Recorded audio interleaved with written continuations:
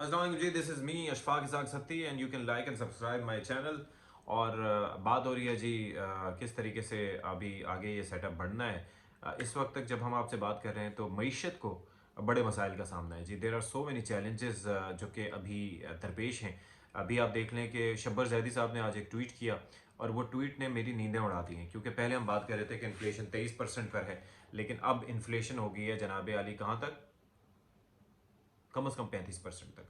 यानी कि महंगाई में इस हद तक इजाफा हो गया। मैं ज़रा कीमतें देख रहा था कि यार 2000 जनवरी 2022 में क्या कीमतें थी और जनवरी 2023 में क्या कीमतें थी। दूध कहाँ 115 रुपये मिल रहा था और अभी 200 रुपये से तजावुज़ कर गए। अंडे कहाँ मिल रहे थे, अब 300 रुपये से तजावुज़ कर गए।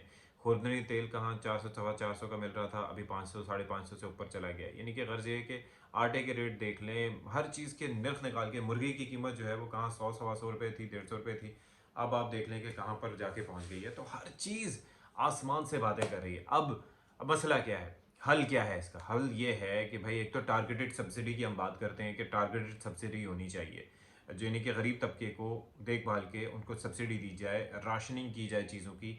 ये शब्बर जैदी साहब का मशवरा है कि अगर इस तरह से नहीं होगा तो फिर लोग सर्वाइव नहीं कर सकते। यानी कि 30 40 हज़ार 50 हज़ार सैलरी वाले जो लोग हैं वो इस बुरी तरह से पिसने वाले हैं इस महंगाई के चक्कर में कि अगर उनका कोई ख्याल ना किया गया तो कोई पुरसाने हाल नहीं होगा उनका, और बड़े जनाब हाल ख़राब हो जाएंगे और फिर लोग ज़ाहिर है कि सड़कों पर निकलने पर मजबूर होंगे।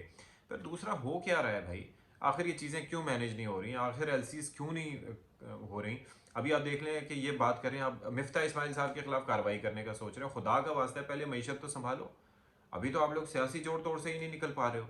और मजाल है कि इस दफ़ा पीपल्स पार्टी और नून लीग ऐसे आपस में जैलिन होके चल रहे हैं कि बस उनका एक वन पॉइंट एजेंडा है कि इमरान खान को किसी तरीके से साइडलाइन कर दो।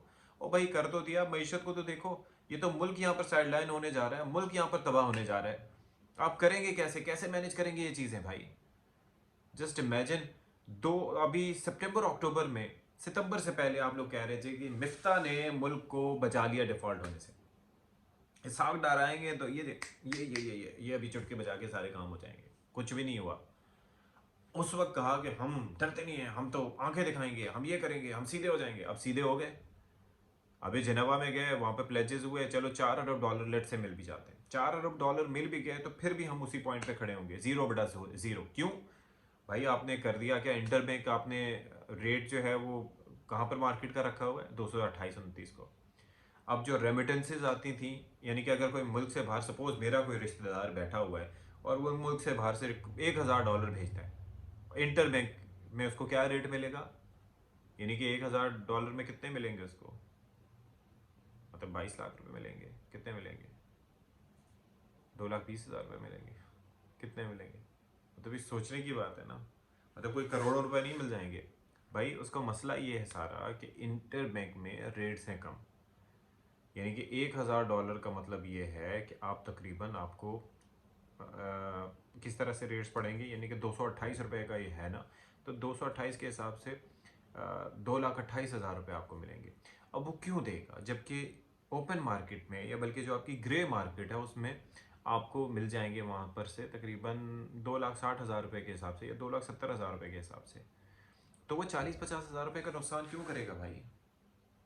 वो क्यों फ़ायदा उठाएगा? आप सोचें कि कोई बंदा $10,000 भेज रहा है तो वो उसको कितना नुकसान पड़ेगा, तो वो क्यों एक कानूनी तरीका इस्तेमाल करेगा?